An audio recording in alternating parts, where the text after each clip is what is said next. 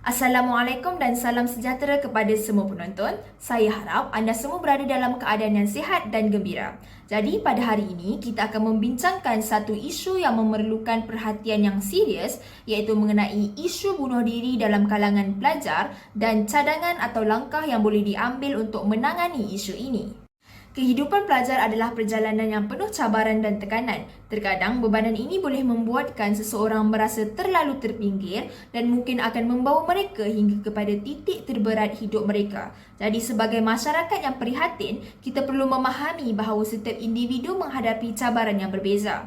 Kita sering melihat pelajar dengan senyuman di wajah mereka, tetapi di sebalik senyuman itu, ada kisah dan tekanan yang mungkin kita tidak tahu. Jadi hari ini, mari kita bersama-sama mendengar, memahami dan mengupas dengan lebih lanjut mengenai isu bunuh diri dalam kalangan pelajar. Sebelum kita melangkah dengan lebih jauh, mari kita lihat beberapa statistik yang mungkin dapat mengejutkan penonton sekalian. Kami telah menjalankan kaji selidik ke atas 50 orang pelajar dalam lingkungan umur 17 hingga 25 tahun yang terdiri daripada pelajar SPM, pelajar STPM, diploma, matrikulasi, asasi, ijazah sarjana muda dan juga ijazah sarjana. Statistik menunjukkan sebanyak 59.6% pelajar yang menduduki kaji selidik ini pernah mempunyai rasa untuk membunuh diri mereka dan sebanyak 69.2% pernah berhadapan dengan individu yang berkecenderungan untuk membunuh diri mereka. Angka-angka ini menunjukkan betapa pentingnya kesedaran dan tindakan pencegahan yang perlu diambil dalam komuniti kita.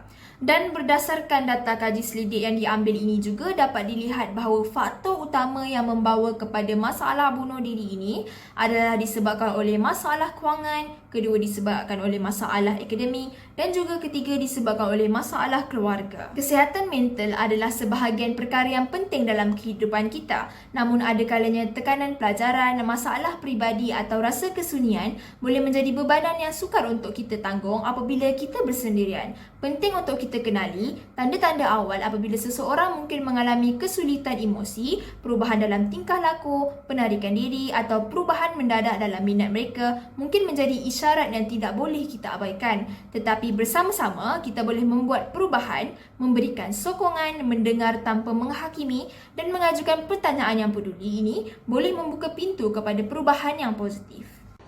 Faktor bunuh diri dalam kalangan remaja amat membimbangkan. Faktor bunuh diri yang pertama ialah masalah keluarga. Berdasarkan maklum balas yang diperoleh dari responden, seramai 30 orang daripada 52 orang responden yang mengakui bahawa masalah keluarga merupakan salah satu punca utama kejadian bunuh diri ini berlaku. Hal ini disebabkan oleh keluarga merupakan orang yang terdekat dengan kita. Keluarga memainkan peranan penting dalam kesejahteraan mental seseorang. Faktor seperti masalah keluarga, kurang sokongan keluarga dan ketidakfahaman antara ahli keluarga adalah sebab utama bunuh diri dalam kalangan remaja seperti masalah penceraian, keganasan domestik dan kurang sokongan keluarga. Selain itu adalah masalah akademik. Tekanan akademik dan harapan yang tinggi dari keluarga untuk mencapai keputusan yang cemerlang boleh membebankan remaja secara emosional. Mengikut statistik dari responden, masalah akademik merupakan masalah yang kedua paling tinggi dalam kalangan responden. Yang ketiga pula, masalah kewangan. Masalah kewangan juga boleh meningkatkan risiko bunuh diri melalui tekanan kewangan yang dihadapi oleh keluarga. Sebagai contoh, keluarga mempunyai hutang atau tidak dapat menanggung keperluan asas yang semakin meningkat naik. Ini menyebabkan remaja merasa tertekan disebabkan oleh masalah kewangan yang dihadapi oleh keluarga dan memilih jalan untuk mengurangkan beban keluarga dengan cara bunuh diri. Masalah kewangan adalah faktor yang paling tinggi dipilih di kalangan responden. Seterusnya ialah gejala buli. Buli adalah perbuatan tingkah laku agresif yang berulang bertujuan untuk menyakiti individu lain dari segi fizikal, mental atau emosi. Ciri-ciri buli ialah niat bermusuhan, ketidakseimbangan kuasa dan berulang dalam tempoh masa tertentu. Penyelidikan telah menunjukkan bahawa bangsa buli lebih cenderung untuk merasa tertekan, kesunyian dan merasa cemas. Selain itu, mempunyai harga diri yang rendah, mereka juga akan mengalami sakit kepala, sakit perut, keletihan dan kurang selera makan yang berterusan. Ini menyebabkan mereka berfikir untuk membunuh diri atau cuba untuk membunuh diri secara berterusan juga. Selain itu, merasa kesunyian. Kesunyian kini menjadi salah satu masalah dan penyakit utama penduduk dunia dengan jumlahnya terus meningkat saban tahun. Lebih mengejutkan lagi, remaja berusia 16 hingga 24 tahun lebih sunyi berbanding warga emas berusia 65 tahun dan ke atas. Disebabkan kesunyian yang melampau, kebanyakannya mengambil inisiatif membunuh diri berbanding keluar dari kesunyian yang dihadapi kerana kebanyakan ini merupakan individu antisosial dan gila kerja, hingga tiada masa mencari pasangan sendiri. Selain daripada ini, ialah persekitaran seseorang individu juga memainkan peranan yang penting dalam pertumbuhan emosi, mental dan fizikal seseorang. Sekiranya persekitaran yang diduduki positif dan tidak toksik, ini memberikan semangat kepada mereka untuk meneruskan hidup walau banyak mana pun masalah yang dihadapi oleh mereka. Faktor-faktor lain seperti kehilangan orang yang paling disayangi, masalah kurang pendidikan jati diri dan terlalu banyak kerja yang bertimbun juga menyebabkan individu sekarang memilih untuk mengakhiri hidup mereka berbanding untuk meneruskan kehidupan.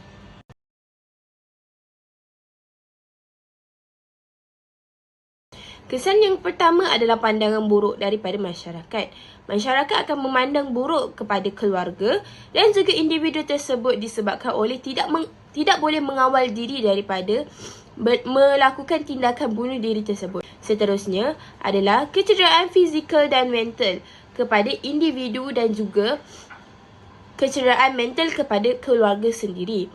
Hal ini kerana sekiranya individu itu terselamat dari cubaan membunuh diri, maka kehidupan fizikal dan mental individu tersebut boleh menyebabkan mereka kurang keyakinan untuk teruskan hidup lagi dan cuba untuk membunuh diri lagi dan lagi.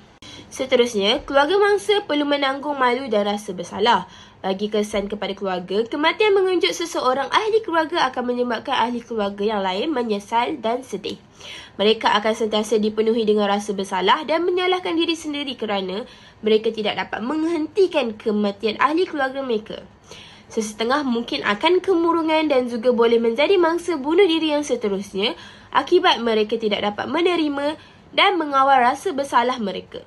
Selain itu, keluarga perlu menanggung kos yang tinggi bagi masalah ini. Hal ini kerana sebagai contoh yang ada, pengantin perempuan di India membunuh diri kerana tidak mahu membebankan keluarganya kerana pemberian dowry yang sangat tinggi kepada pengantin lelaki.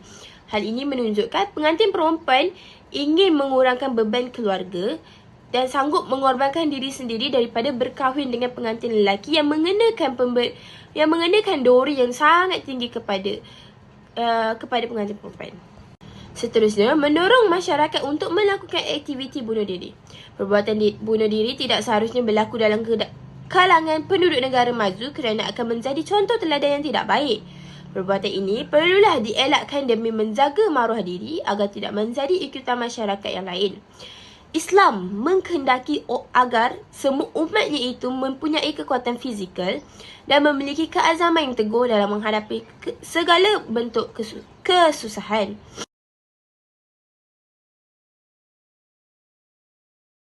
Jadi, apakah penyelesaian atau cadangan bagi mengurangkan masalah bagi isu bunuh diri ini? Jadi, ini antara penyelesaian yang telah dipilih oleh responden kami. Mengadakan kempen kesedaran tentang bunuh diri, berkomunikasi dan berkongsi masalah bersama orang yang dipercayai, berjumpa dengan pihak kaunseling jika mempunyai masalah, mendapatkan bantuan perkhidmatan sokongan emosi dan juga mendapatkan bantuan awal psikologi.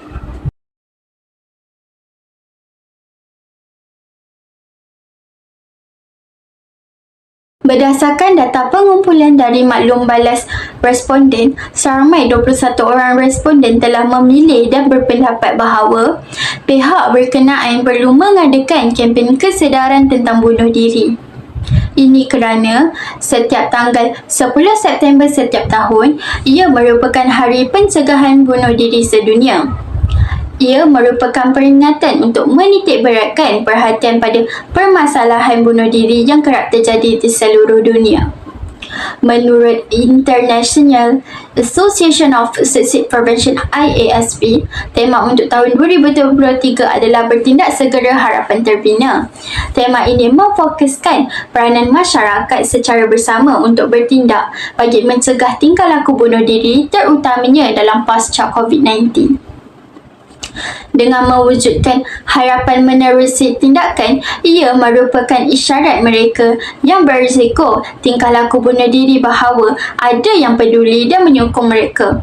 Ia juga memberi mesej utama bahawa bunuh diri boleh dicegah.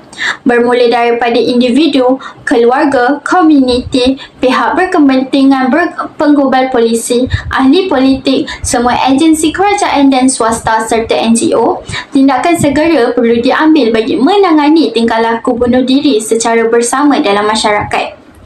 Inisiatif-inisiatif yang dilaksanakan bagi mencegah tingkah laku bunuh diri adalah pelancaran program MySafe, Malaysia Suicide Awareness Voice of Hope.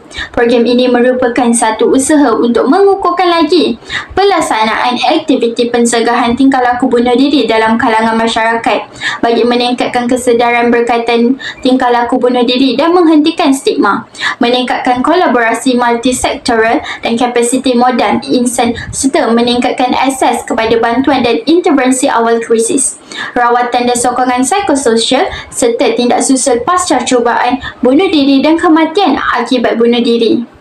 Akhir sekali, pembangunan sistem register bunuh diri dan kematian fatal kebangsaan atau National Suicide and Fatal Injury Registry Malaysia dijangkakan beroperasi sepenuhnya pada tahun 2024. Sistem ini membolehkan statistik terperinci dan tepat berkaitan kejadian bunuh diri diperolehi dan usaha pencegahan bersasar dapat dilaksanakan.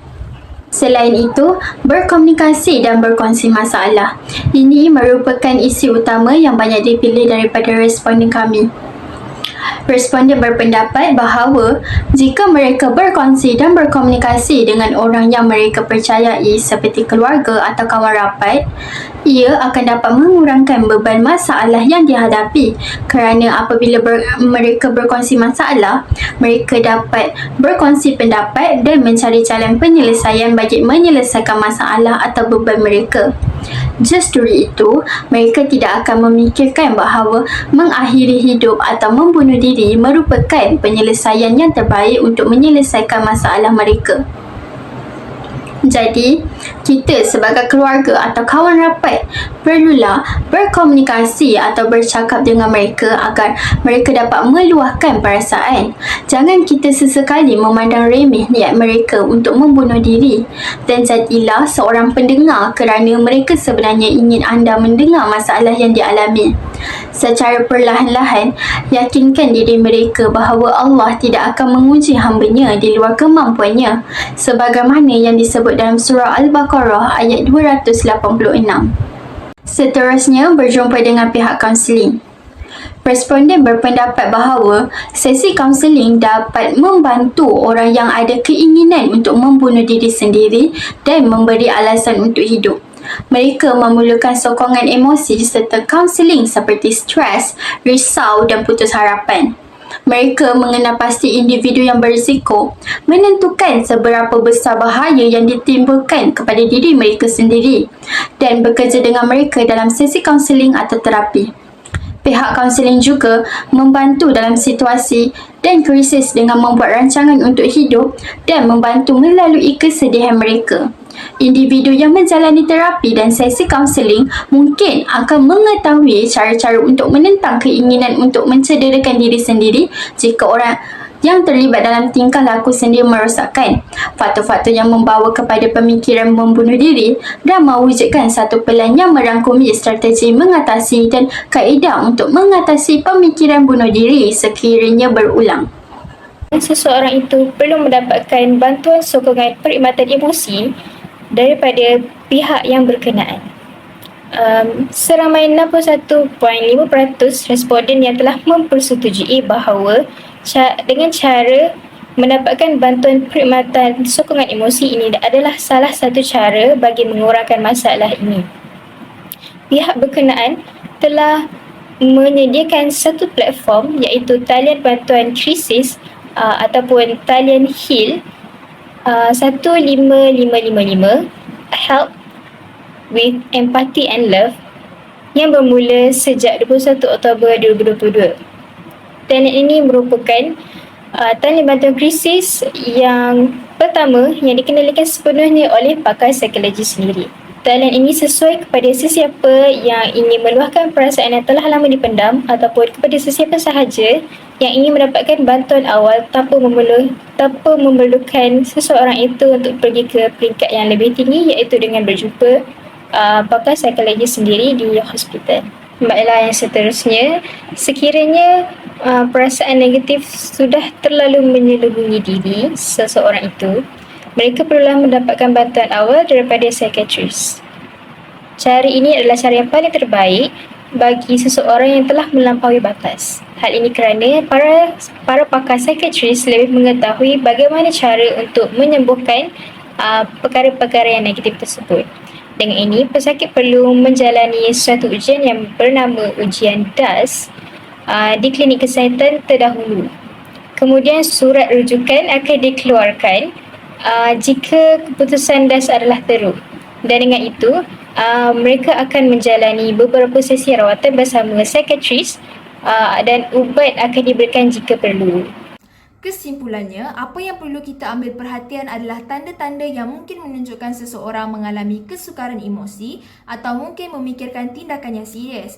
Perubahan dalam tingkah laku, pengasingan diri atau perubahan mendadak dalam prestasi akademik mungkin merupakan petunjuk yang kita tidak boleh abaikan. Namun dalam kegelapan itu, kita boleh membawa sinar harapan. Sekecil mana pun tindakan kita, seperti mendengar keluhan seseorang atau menawarkan bahu untuk menangis, ianya boleh memberikan perubahan yang sangat besar bagi diri mereka. Mari kita bersama-sama membina persekitaran yang selamat untuk setiap pelajar. Jika anda atau sesiapa yang anda kenali menghadapi tekanan yang sukar dihadapi, jangan ragu untuk mencari bantuan. Terdapat banyak sumber sokongan atau perkhidmatan kesihatan mental yang sedia membantu.